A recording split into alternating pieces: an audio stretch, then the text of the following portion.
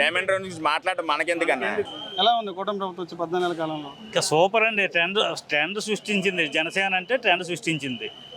ఏదైనా సరే ఉద్దానం కిడ్నీ బాధితుల దగ్గర నుంచి ఇప్పటి వరకు కూడా ప్రతి దాంట్లోని ఏదైనా సరే జనసేన పేరు చెప్తేనే ముందు అన్నీ బయటపడుతున్నాయి. అంతేగాని ఏదేదో అవాకులు చవాకులు పేలుతున్నారు. ఎవరు పేలుకున్నా ప్రజలు అడిగితే తెలుస్తుందండి.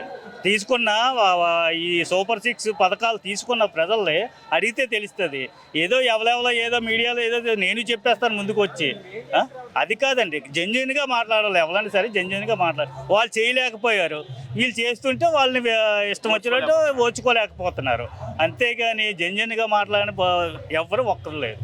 అంటే పవన్ కళ్యాణ్ గారికి సినిమాల మీద ఉన్న దృష్టి రాష్ట్ర ప్రజల మీద పెట్టాలని చెప్పి రోజా గారు చెప్తారు. ఏం చెప్తారు రోజా వ్యాఖ్యల మీద? ఇప్పుడు వాళ్ళలాగా చిన్న చిన్న బిజినెస్లు అయ్యి చేసుకొని బతికితే పర్లేదండి. మా వాడికి ఆ బిజినెస్లు అయ్యి లేవండి. మా బాస్కి బిజినెస్ లేవు. ఆ డైమండ్ రైన్ గురించి మనకెందుకన్నా? డైమండ్ రైన్ గురించి మాట్లాడటం మనకెందుకన్నా? ఆయన అనచనక మనం హైలైట్ చేయడం తప్ప వాళ్ళకి అంత సీన్ లేదు. పదే మాట్లాడినప్పుడు స్పందించాలి కదా. ఎంత వాళ్ళ గురించి స్పందించే టైం వేస్ట్ అన్న. వాళ్ళ గురించి స్పందించిన టైం వేస్ట్. వాళ్ళు అరుస్తూనే ఉంటారు అంతే. బురదలో రాయేస్తే మన మీద బురద పడటం తప్ప ఏమి అవ్వదు. అంతే.